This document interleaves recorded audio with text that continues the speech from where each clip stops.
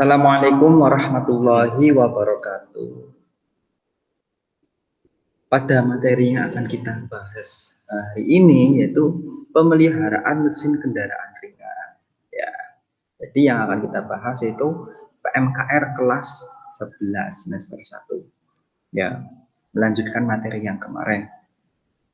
Ya, jadi KD yang akan kita bahas yaitu yang 3.2, menerapkan cara perawatan sistem pelumas. Jadi sebelum kita dapat menerapkan atau mengaplikasikan cara perawatan sistem pelumas, kita harus tahu betul komponen-komponen yang ada di dalamnya, serta spesifikasi atau kualifikasi dari sistem pelumas tersebut. Kita harus paham, serta cara kerja dari sistem pelumas itu bagaimana. Ya, baru kalau kita sudah paham seperti itu, seperti poin-poinnya, baru kita bisa menerapkan cara perawatan sistem pelumas dengan mudah, dengan baik. Yang kedua, merawat berkala sistem pelumasan. Jadi nanti ada perawatan berkalanya sistem pelumas. Nah, dari bagian 4.2 ini adalah bagian yang praktek ya. Jadi kita mempraktekkan cara perawatan secara berkala, mulai dari komponen-komponennya sampai ke cara. Baik, lanjut ke IPK. IPK yang 3.2.1 yaitu menjelaskan fungsi perawatan sistem pelumasan. Yang kedua, menentukan cara perawatan sistem pelumasan. Dan yang selanjutnya, melakukan perawatan berkala sistem pelumasan serta mengontrol hasil perawatan berkala sistem pelumasan. Jadi pada materi hari ini yang akan kita bahas yaitu yang 3.2.1 dan 3.2.2. Nah, bagian yang 4.2 itu bagian yang praktek. Ini hanya teori saja, nanti prakteknya setelah teori ini selesai ya. Yang pertama, menjelaskan fungsi perawatan sistem pelumasan. Jadi sistem pelumasan itu untuk apa fungsinya, serta komponen-komponennya itu masing-masing fungsinya apa saja. Nah, jadi nanti akan kita bahas. Kita menentukan cara perawatan sistem pelumasan. Ya, intinya nanti itu ada langkah-langkah atau prosedur apa saja yang harus dirawat pada sistem pelumasan. Dan yang 4.2.1 yaitu melakukan perawatan berkala sistem pelumasan. Jadi kita langsung melakukan perawatan berkala sistem pelumasan secara langsung, serta mengontrol setelah dirawat, setelah diperiksa komponen-komponennya, komponen sistem pelumasan, maka kita mengontrol kembali apakah hasil dari perawatan tersebut itu sudah betul dengan baik atau ada kekurangan. Ya, nanti kita dikontrol di situ. Tujuan pembelajarannya itu peserta didik akan mampu menjelaskan tentang fungsi-fungsi dari sistem pelumasan. Peserta didik mampu menjelaskan cara perawatan sesuai dengan prosedur, serta peserta didik diharapkan mampu menerapkan prosedur dan teknik pemeriksaan gangguan sistem pelumasan. Jadi intinya sama seperti yang IPK tadi. Nanti peserta didik diharapkan mampu untuk menjelaskan fungsi, lalu menjelaskan cara-cara perawatannya, serta menjelaskan cara kerja dari sistem pelumasan, dan mampu menerapkan prosedur teknik pemeriksaan pada gangguan dari sistem pelumasan tersebut. Materi pembelajarannya, jadi kita di sini akan membahas tentang sistem pelumasan. Lanjut ke materi. Ini ada gambar sistem pelumasan. Ya, apa yang dimaksud sistem pelumasan? Ya, jadi yang dimaksud sistem pelumasan yaitu suatu sistem yang berfungsi untuk melumasi komponen-komponen pada engine agar kerjanya itu lebih optimal atau kerjanya itu lebih sempurna. Intinya itu seperti itu. Ya, sini ada menu dari materinya. Nah, jadi di sini kita akan membahas fungsi, komponen, jenis-jenis, lalu klasifikasi pelumas, cara kerja, dan perawatan serta perbaikan dari kerusakan. Ya, yaitu kita akan mulai dari fungsi sistem pelumasan. Ya, ini lebih rincinya. Ya, tadi yang saya jelaskan itu hanya intinya saja. Jadi, fungsi dari sistem pelumasan itu yang pertama, memperkecil gesekan. Kenapa bisa memperkecil gesekan? Ya, pelumasan itu mempunyai klasifikasi pelumas atau kekentalan masing-masing sesuai dengan spek yang berbeda-beda dan sesuai dengan kebutuhannya. Jadi pada mesin atau komponen-komponen mesin yang di dalamnya itu mempunyai gesekan yang besar sesuai dengan kebutuhannya atau sesuai dengan cara kerjanya tersebut. Misalnya gesekan yang besar itu bisa kita perkecil keausannya atau gesekannya dengan pelumas. Jadi pelumas juga membantu untuk memperkecil gesekan, ya, serta juga memperkecil panas. Bisa saja yang kedua ini mendinginkan komponen, ya, karena ada gesekan. Ya, di dalam mesin itu ada gesekan yang besar antara komponen yang satu dengan komponen yang lain. Jadi tugas sistem pelumas juga mampu mendinginkan komponen karena gesekan-gesekan tersebut atau cara kerja pada sistem engine yang ada di dalam tersebut itu pasti menimbulkan panas karena akibat gesekan. Ya, sehingga di sini ada sistem pelumasan untuk mendinginkan komponen. Ya, jadi sistem pelumasan tidak hanya untuk melumasi komponen-komponen tersebut sebagai pelicin, bukan seperti itu saja intinya, tapi juga untuk mendinginkan komponen. Ya, untuk mendinginkan komponen juga ada sistem lain, yaitu sistem pendinginan, yaitu ya khusus itu ya contohnya itu ya ada di radiator, air radiator yang dinamakan itu bisa disebut dengan air coolant. Ya, tetapi yang pada sistem pelumasan ini yang ada di dalam komponen-komponennya tersebut. Nah, misal di sini ada gambar crankshaft nih. Ya, jadi ada crankshaft. Crankshaft itu berputar, ya, bergesekan dengan gear yang lain di sini. Jadi antara putaran crankshaft dan gear lain itu saling bergesekan. Jadi di sini akan menimbulkan panas, sehingga panas tersebut bisa kita kecilkan atau dikurangi panasnya menggunakan sistem pelumasan. Jadi sistem pelumasan juga membantu untuk mendinginkan komponen-komponennya. Yang ketiga, sebagai perapat, ya, di sini ada gambar katup in dan katup X. Jadi sini piston itu bekerja naik turun, ada ruang bakar. Di bekerjanya naik turun piston itu dibantu oleh sistem pelumasan. Sistem pelumasan itu membantu cara kerja piston untuk naik turunnya piston. Nah, di sini juga piston ada komponen ring piston dan ring kompresi. Di sini untuk merapatkan silinder antara kerja piston dan rumah piston, yaitu blok silinder. Jadi harus rapat agar tidak bocor atau pembakarannya tidak masuk ke ruang bakar langsung atau tidak langsung masuk ke oli. Jadi agar sebagai perapat, agar rapatnya lebih sempurna lagi, ya, karena sudah ada ring, agar lebih sempurnakan lagi rapatnya itu dikasih sistem pelumasan atau dikasih pelumas pada ruang bakar. Nah, di sini juga pada blok silinder ada lubang oli. Nah, di sini ada lubang oli sebenarnya.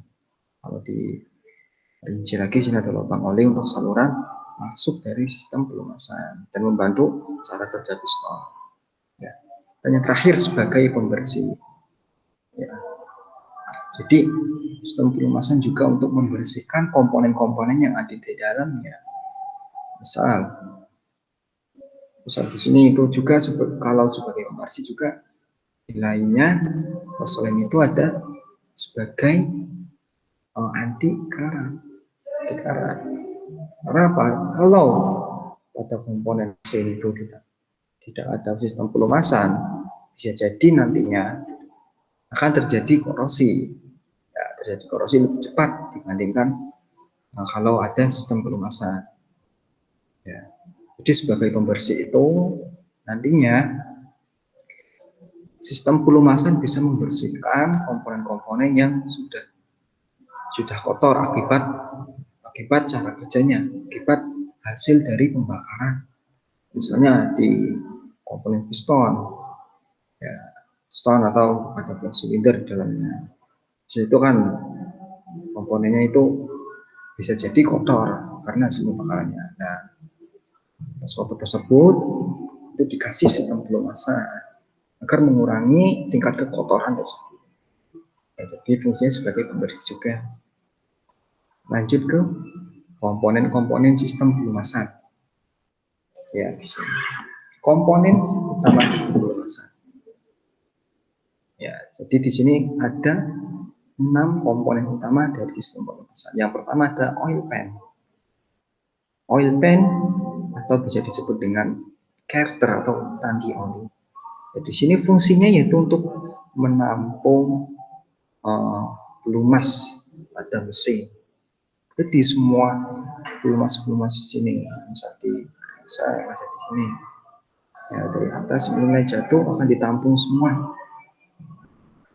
Mulai dari piston, transmisi, terus crankshaft itu kan dikasih pelumas semua. Nah, itu akan sisa-sisanya itu akan ditampung melalui oil pan. Nanti disalurkan lagi menuju pipa-pipa atasnya. Yang kedua ada oil stainer atau saringan kasar. Jadi di sini untuk menyaring kotoran-kotoran yang kasar pada tangki oli.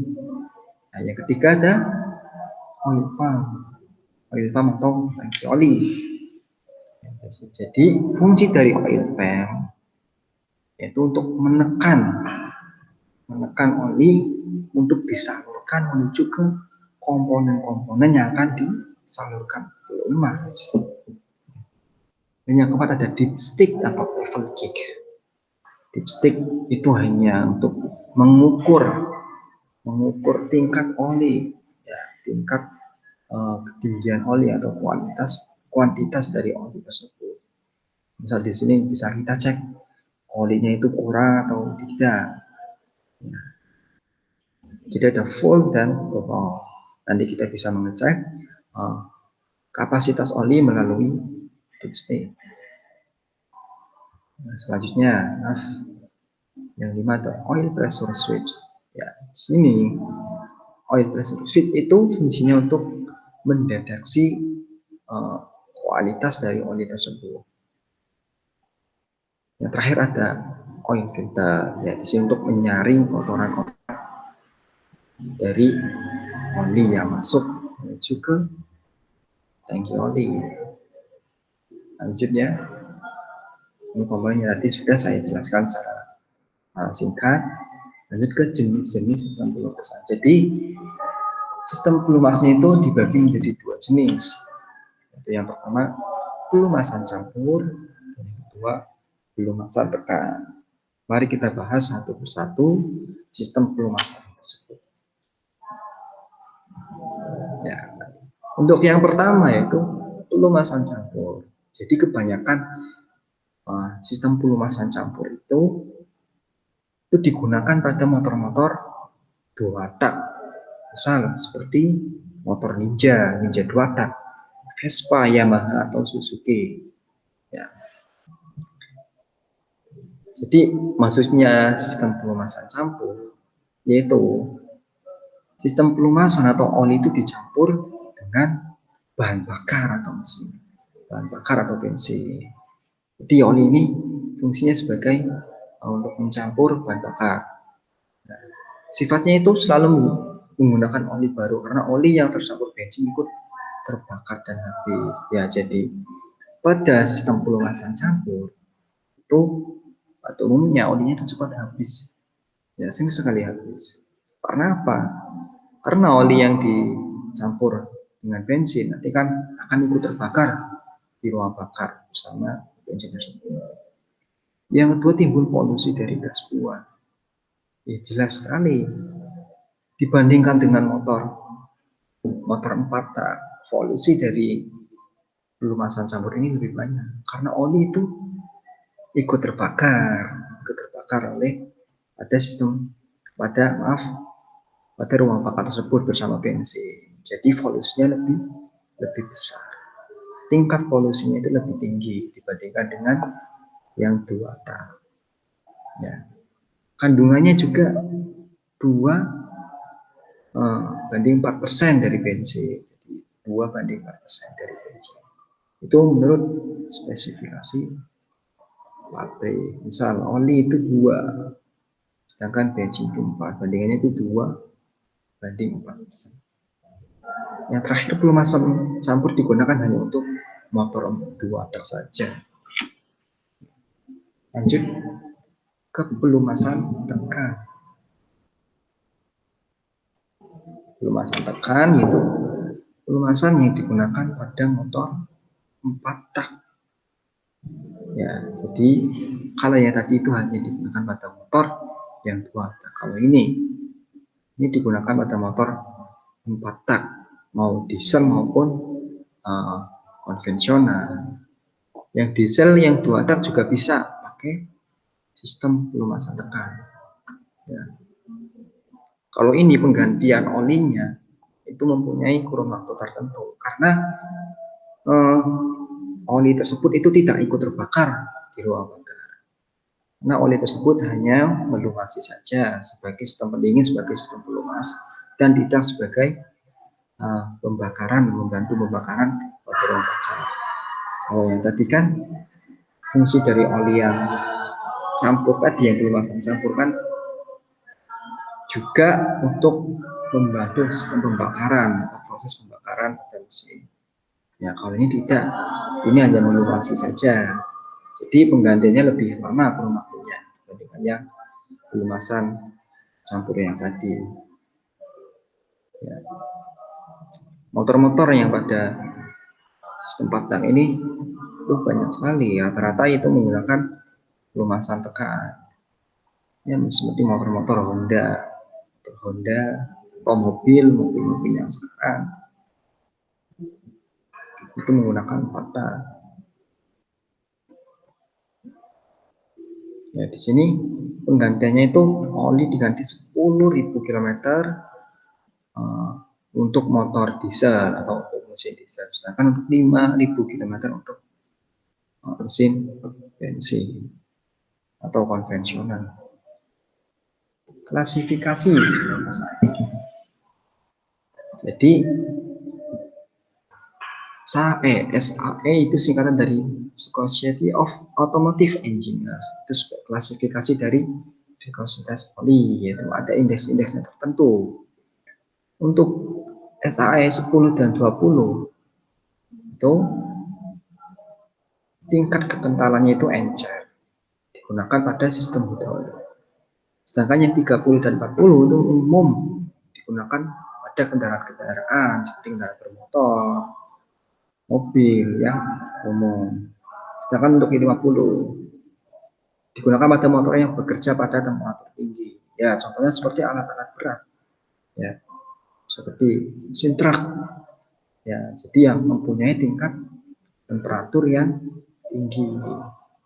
Ya, jadi ini angka ini adalah tingkat kekentalan dari oli tersebut.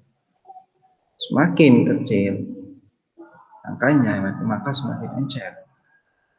Dan sebaliknya, semakin besar angkanya, maka semakin kental. Ya, seperti itu. Lanjut ke klasifikasi mutu atau API, singkatan dari American Petroleum Institute. Jadi indeks mutu API merupakan petunjuk atau penggunaan mutu oli motor sesuai dengan American Petroleum Institute. Ya, di sini dibagi menjadi 2, yaitu pada motor bensin dan motor diesel. Untuk motor bensin yaitu indeksnya, nomor indeksnya atau tulisannya adalah SA, SB, SC, dan SD. Ya, untuk yang ini juga seperti yang tadi, ini semakin angkanya atau nomor angkanya itu maju, maksudnya hurufnya maju, maka itu semakin berat. Jadi antara A, B, C sampai C itu perbandingan, misal A itu tugasnya ringan atau daya motor itu rendah, ya, dan semakin besar atau semakin maju sampai ke C itu tugasnya sangat berat.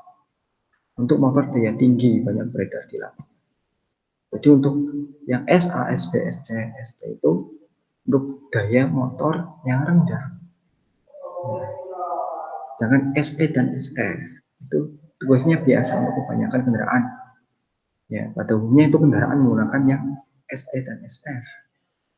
Dan yang SG, HIJ itu pada motor berat. Ya, seperti yang tadi sama. Dan yang kedua ada motor diesel. Yang motor diesel itu menggunakan indeksnya itu C. Ingat ya, kalau S itu untuk motor bensin, kalau yang C itu untuk motor diesel.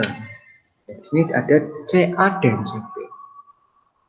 Jadi ini sama, semakin hurufnya semakin maju ke angka G, A, B, C, D, E, F, G, maka semakin berat tugasnya. Maksudnya semakin encer, semakin kental. Jadi A, B itu tugasnya ringan dan olinya itu juga encer. Yang CD itu sedang, sedangkan E, F, G itu berat, olinya juga kental. Maka untuk motor daya tinggi atau yang menggunakan turbo itu rata-rata menggunakan indeksnya CE, CF atau CG. Ya, lebih seperti itu. Cara kerja.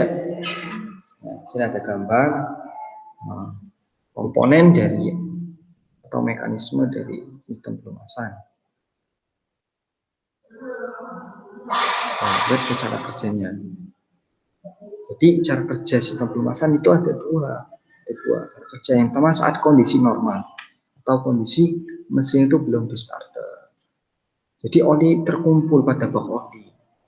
Ya, bak oli itu ada terletaknya pada bagian paling bawah atau ada di tangki ya.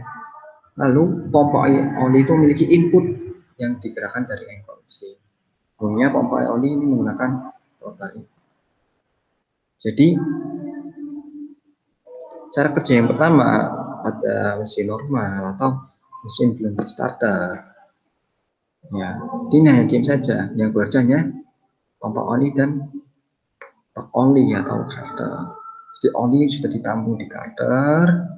Nanti setelah kunci di on kan, maka pompa akan siap-siap memompa oli yang dari karter tersebut untuk disalurkan ke masing-masing komponen yang akan dilumasi. Selanjutnya, ketika mesin di starter, maka poros engkol itu akan berputar. Ya, sehingga berputarnya poros engkol akan menggerakkan pompa oli, sehingga pompa oli juga akan menyedot oli yang ada di karter menuju bagian ke saringan oli. Ya, disedot menggunakan komponen inlet hose oil. Nanti setelah disedot oleh pompa oli melalui inlet valve, oli ditekan oleh pompa dan akan dialihkan menuju ke filter oli. Jadi di sini oli ini disedot oleh pompa oli. Ya, lalu akan disalurkan menuju ke filter ya di saringan oli untuk disaring kotoran-kotorannya. Di kotoran-kotoran oli akan saring menuju ke filter oli. Lalu di dalam filter kan nanti sudah disaring.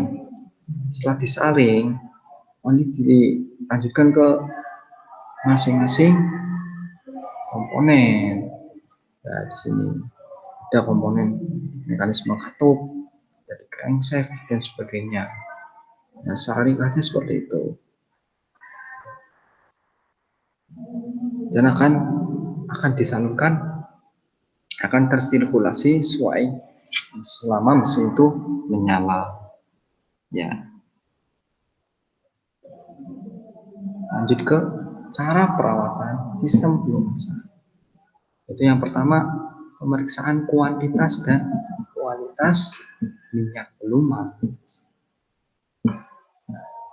Jadi di sini ada gambar dari dop dari oli atau tangkai oli, ya, fungsinya untuk mengukur level top kuantitas dan kualitas. Sini ada lambang L dan F. Idealnya oli yang baik itu yang mempunyai kuantitas sampai ke F. F itu tadinya full. Jadi oli itu sudah full ukurannya. Sedangkan kalau L ya harus ditambah, sudah darurat, harus ditambah oli lama atau diganti dengan oli yang baru jika kentalannya atau kualitas dari oli tersebut sudah jelek, diganti yang baru saja. Tapi kalau olinya masih baik dan berada pada posisi N, maka bisa ditambahkan saja. Sebaliknya, jika terlalu atau melebihi dari F, maka harus dikurangi karena yang terlalu banyak itu tidak baik juga. Ini ada kualitas oli yang kedua. Jadi oli itu memiliki warna-warna yang berbeda setelah mesin bekerja. Misal oli yang sudah dipakai selama berbulan-bulan, lalu setelah dicek itu sudah berwarna kehitam, sangat hitam sekali hitam. Maka oli tersebut sudah jelek, harus diganti dengan yang baru. Atau sudah encer sekali, jadi semakin encer oli dan semakin hitam oli, maka oli tersebut sudah tidak baik. Yang kedua, pemeriksaan bak minyak pelumas. Jadi bak ini atau carter ini letaknya pada bagian bawah mesin, tepatnya yaitu menempel pada blok silinder bagian bawah. Cara melapasnya yaitu yang kita kendorkan terlebih dahulu baut-baut atau pada pojok-pojok sini. Yang dengan ini akan menempel dengan blok silinder baut platnya. Lalu buka dan bersihkan bak penumpangnya. Lalu pasang gasketnya. Lalu pasang lagi menuju ke blok silinder dan diperiksa. Tuh. Pemeriksaan saringan oli atau oil stainer. Jadi ingat ya, tadi pada sistem pelumasan itu mempunyai dua saringan oli, yaitu oil stainer dan filter oli yang biasa. Yang strainer ini ya fungsinya untuk menyaring kotoran-kotoran yang kasar. Sedangkan yang filter oli yang kecil, ya, yang itu hanya menyaring kotoran-kotoran yang biasa. Cara memeriksanya yaitu membersihkan oil stainer dari kotoran yang menempel. Itu periksa penyaring. Saring ini diperiksa dari kondisi pipa oil stainer. Dan coba diameter dalam pipanya itu 15 bentuknya. Sedangkan luar, diameter luarnya ada 16, celah kawatnya 0,5 dan diameter oil stainer itu 110 mm. Jadi cara membersihkannya hanya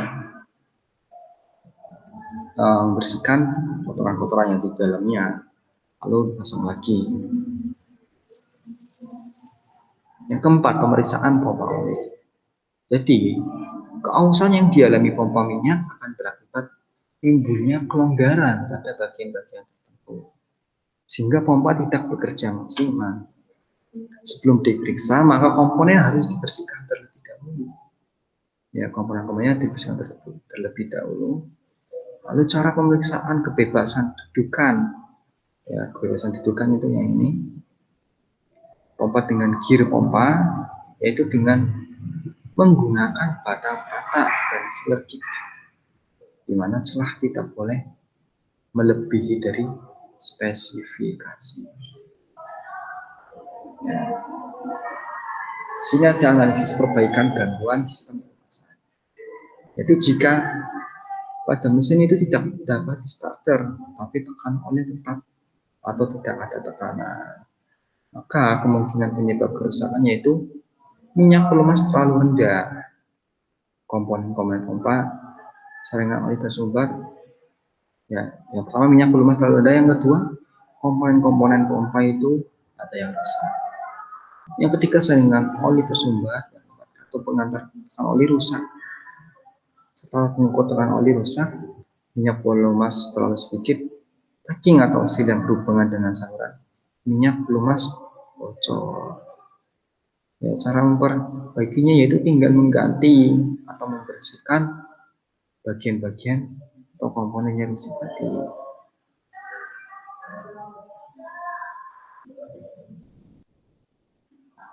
Yang kedua ada pada waktu mesin beroperasi, tekanan oli berkurang.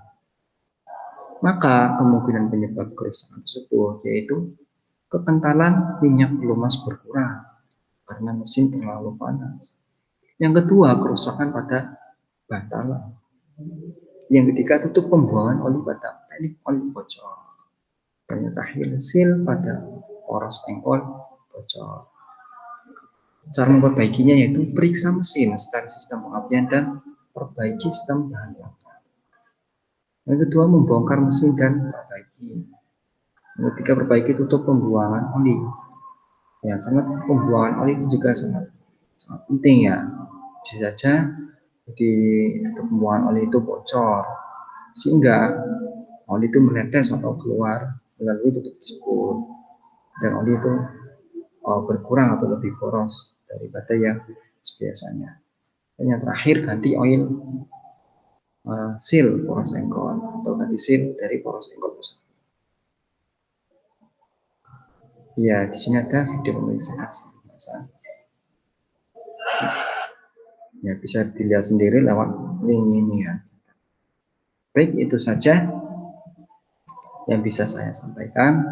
Kurang lebihnya mohon maaf apabila ada kesalahan dalam menyampaikan kurang jelas atau kurang baik atau ada kata-kata yang menimbulkan kekeliruan. Saya mohon maaf sebesar-besarnya. Saya wabillahi taufik wal hidayah. Wassalamualaikum warahmatullahi wabarakatuh.